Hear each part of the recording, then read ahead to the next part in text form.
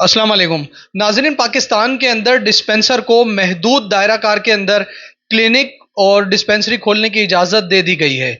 जी हाँ, बिल्कुल, यहाँ जो डिस्पेंसर सुन रहे हैं, वो बहुत ज़्यादा खुश हैं और खुश हो जाएँगे जब ये खबर उन तक पहुँचेगी। कुछ टेक्नीशियंस हैं और कुछ डिस्पेंसर हैं, जिन्हें एक नई हमारे यहाँ काउंसिल जो है, वो वजूद में आई है। कुछ ही टाइम हुआ है उसको, और वो अभी फैसले कर रही है, जिसका नाम है अलाइड हेल्थ प्रोफेशनल काउंसिल। इससे पहले भी कुछ काउंसिल्स हैं, लेकिन मैं आपको बताऊं कि जो डिस्पेंसर होंगे और जो टेक्नीशियंस होंगे, उनके कुछ दिन की ट्रेनिंग होगी, जो वो ट्रेनिंग करने के बाद अपनी क्लिनिक खोल सकते हैं। जी हाँ, बिल्कुल, वो अपनी क्लिनिक खोल सकते हैं। और कितने दिन की ट्रेनिंग है वो भी बताऊंगा, और वो क्या-क्या सामान रख सकते हैं।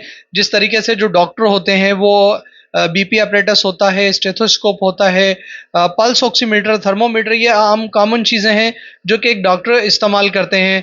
तो इसमें से क्या-क्या चीज़ें हैं जो वो इस्तेमाल कर पाएँगे। इसके अलावा बताता चलूँ कि जो council allied health professional council बनी है, आपने देखा होगा कि बहुत सारे कोर्सेज़ करवाए जाते थे, शॉर्ट कोर्सेज़, जिसके अंदर लैब टेक्नीशियन होता था, आईसीयू टेक्नीशियन होते हैं, और इसी तरीके से रेडियोलॉजी के जो कुछ टेक्नीशियंस होते हैं उसके अंदर, और एनेस्थीसिया के टेक्नीशियन होते हैं। ये कुछ अलग अलग फील्ड्स हैं जो कि पहले किसी काउंसिल के तहत नहीं होती थी, क्योंकि हमने देखा है कि पाकिस्तान के अंदर इस वक्त एड्स जो है वो तेज़ी से फैल रहा है। पाकिस्तान के मुख्तलिफ इलाकों में एड्स के मरीज़ों की तशख़ीस हुई है, जिसमें बच्चे सर फ़हरिस्त हैं। हज़ारों की तादाद में जो बच्चे हैं वो एड्स में एचआईवी में मुब्तला हो चुके हैं। इसी के पेश नज़र हुकूमत ने कदम उठाया है कि अलाइड हेल्थ प्रोफेशनल काउंसिल के तहत अलग अलग डिपार्टमेंट्स के अलग अलग जो फील्ड्स के लोग हैं, उनका दायरा कार बनाया गया है। अब मैं आपको बताता चलूँ कि इससे पहले हमने देखी कि जो काउंसिल होती हैं, Pakistan medical and dental council जो है, जिसमें एमबीबीएस और बीडीएस के जो डॉक्टर्स होते हैं, वो उस काउंसिल के ज़रिए रजिस्टर होते हैं।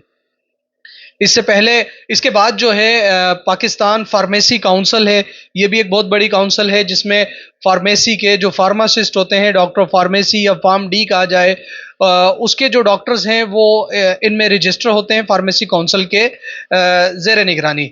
इसके बाद एक और काउंसिल थी जिसको कहा जाता है Pakistan nursing and midwifery council. Basically वो पाकिस्तान नर्सिंग काउंसिल है, तो मिडवाइफ भी उनके अंदर ही आ जाती हैं, वो काउंसिल के उस काउंसिल के तहत होती थी।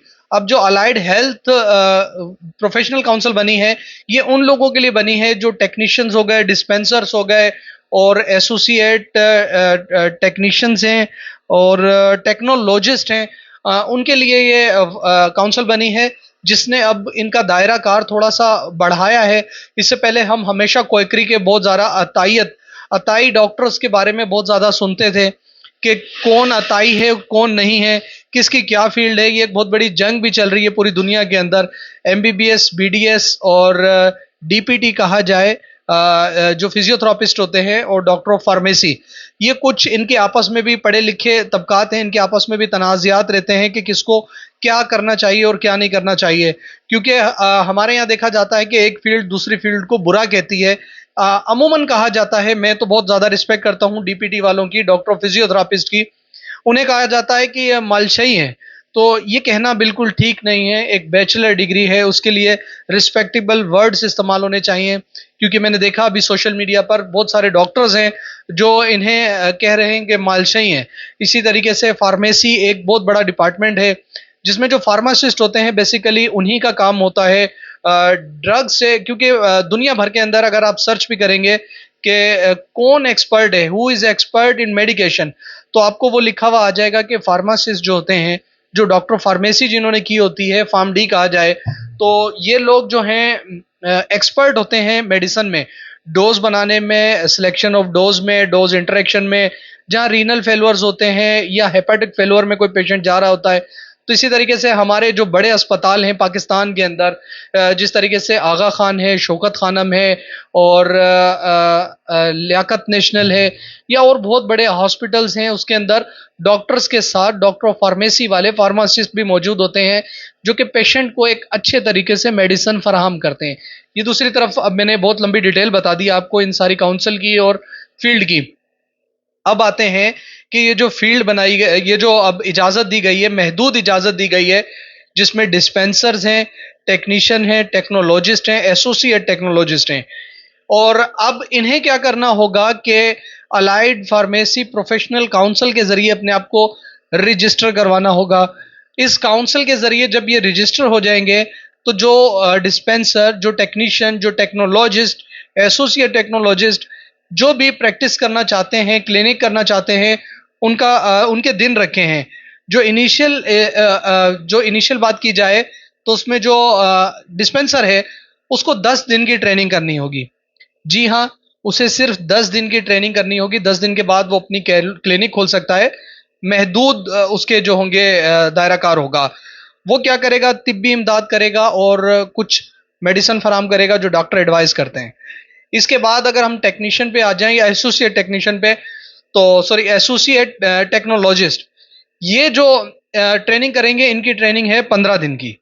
जी हाँ, आप सही सुन रहे हैं, 15 दिन की इनकी ट्रेनिंग है। 10 दिन की डिस्पेंसर की ट्रेनिंग है, 15 दिन की इनकी ट्रेनिंग है। और ये हर साल गालिबन, हो सकता है मैं कहीं भूल रहा हूं, कि हर साल इन्हें ये ट्रेनिंग करनी होगी। और जो लाइसेंस इन्हें इशू किया जाएगा वो 3 साल के लिए होगा। हर 3 साल के बाद डिस्पेंसर, टेक्नीशियंस और टेक्नोलॉजिस्ट, और इसके अंदर allied pharmacy, sorry allied health professional council के अंदर जितने भी जो आते हैं, कोर्सेज वाले आते हैं, वो 3 साल के लिए रजिस्टर होंगे। जो क्लिनिक करना चाहते हैं, क्लिनिकल परमिशन जिनको है, वो 3 साल के लिए रजिस्टर होंगे। बाकियों का मुझे इल्म नहीं है वो कितने साल के लिए होंगे। अच्छा, ये जो क्लिनिक के वसाइल दिए गए हैं महदूद हैं। मतलब एक डिस्पेंसर आपको क्या करेगा कि आप इनिशियल फेसेस में जब आप उनके पास जाएंगे, वो आपका बीपी चेक कर सकता है, आपका बुखार ब्लड प्रेशर चेक कर सकता है, बुखार चेक कर सकता है। इसके बाद आपकी धड़कन और सैचुरेशन चेक कर सकता है। इसको ये पल्स ऑक्सीमीटर होता है, एक छोटी सी डिवाइस होती है, ये लगाई जाती है, ये इंसान के अंदर सैचुरेशन और उसकी धड़कन को बताती है। इसके अलावा थर्मामीटर इस्तेमाल कर सकता है वो, और इनिशियल कुछ जो है वो मेडिसिन फराहम कर सकता है जो डॉक्टर ने एडवाइस की होती हैं। तो अब देखा जाएगा कि इसका दायरा कार किस कदर वसी होगा, और किस कदर ये महदूद वसाइल में काम करेंगे, या इन इजाज़त मिलने के बाद ये एक बेलगाम घोड़े की तरह काम करेंगे। ये तो वक्त ही बताएगा, क्योंकि अभी जब इजाज़त नहीं है, तो ग्राउंड के अंदर खुल के खेला जाता है। छोटे छोटे गांव और छोटे छोटे तबकात के अंदर बहुत सारी मेडिसिन ऐसी होती हैं जो कि एक डॉक्टर को भी इजाज़त नहीं होती लिखने की, जबकि कोलैबोरेशन ना की जाए, एक फार्मासिस्ट उसको एडवाइस ना करे या इजाज़त ना दे, तो वो मेडिसिन भी जो है वो लिखी जाती हैं। बहरहाल ये एक लंबी बहस हो जाएगी। बहरहाल इन्हें इजाज़त मिल चुकी है, और आइंदा हम देखेंगे कि बहुत सारे ऐसे डॉक्टर्स भी होंगे जो इन डिस्पेंसर्स, इन टेक्नीशियन और इन टेक्नोलॉजिस्ट के ज़ेर निगरानी एक किस्म का काम करेंगे, क्योंकि ये अब सेंटर्स बनेंगे, बड़ी बड़ी क्लिनिक्स बनेंगी, और जाहिर बात है इन्हें डॉक्टर्स को भी वहाँ हायर किया जाएगा। क्योंकि हमने देखा है कि हमारे माशरे में, पाकिस्तान के अंदर बिलखुसूस, डॉक्टर्स की फ़ीस बहुत ज़्यादा है और नंबर ऑफ़ पेशेंट्स उनके पास कम है। अतायत में फ़ीस कम है और नंबर ऑफ़ पेशेंट ज़्यादा हैं। उसकी वजह यह है कि मरीज़, एक आम शख्स समझता है कि वैसे फ़ीस तो कम ही होनी चाहिए। हमारे यहाँ बहुत सारे डॉक्टर्स ऐसे हैं, 2-2, 3-3 हज़ार, 2500, 4-4, 5-5 हज़ार फ़ीस ले लेते हैं। करोड़ों अरबों रुपए की उन्होंने प्रॉपर्टी बनाई हुई है, लेकिन हमारे यहाँ नैब और मुख्तलिफ इदारे जो हैं वो खामोश बैठे हुए हैं। कोई इनसे पूछने वाला नहीं है कि हॉस्पिटल्स में कितने कमाए जाते हैं, कितने पेशेंट्स हैं, आप टैक्स कितना पे कर रहे हैं। और एक आम बंदे से जिस कदर ज़्यादा पैसे लिए जाते हैं, जिसकी वजह से गरीब शख्स की जो है पहुंच डॉक्टर तक मुश्किल हो जाती है। और उसके बाद अद्वियात में जो इस वक्त पाकिस्तान के अंदर चल रहा है, 2 नंबर धंधा, गंदा और काला धंधा, मैं समझता हूँ पूरी दुनिया में ऐसा नहीं होगा कि जितनी हल्की क्वालिटी की, घटिया क्वालिटी की और घटिया मेडिसिन, खुद बनवाई हुई मेडिसिन प्रिस्क्राइब की जाती है, शायद दुनिया के किसी और हिस्से में प्रिस्क्राइब की जाती हो।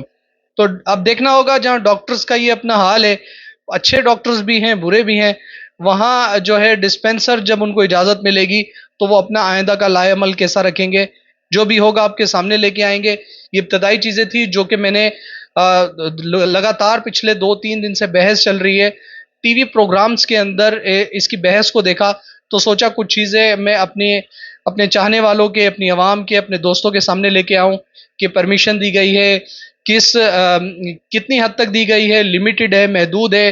ट्रेनिंग होगी, इनकी रजिस्ट्रेशन होगी, 3 साल के लिए होगी। और बीच में अगर इन्होंने खिलाफ वर्जी की तो इनके लाइसेंस मुअत्तल हो जाएंगे। अपना और अपने प्यारों का ख्याल रखिएगा। शुक्रिया जी, अल्लाह हाफिज़।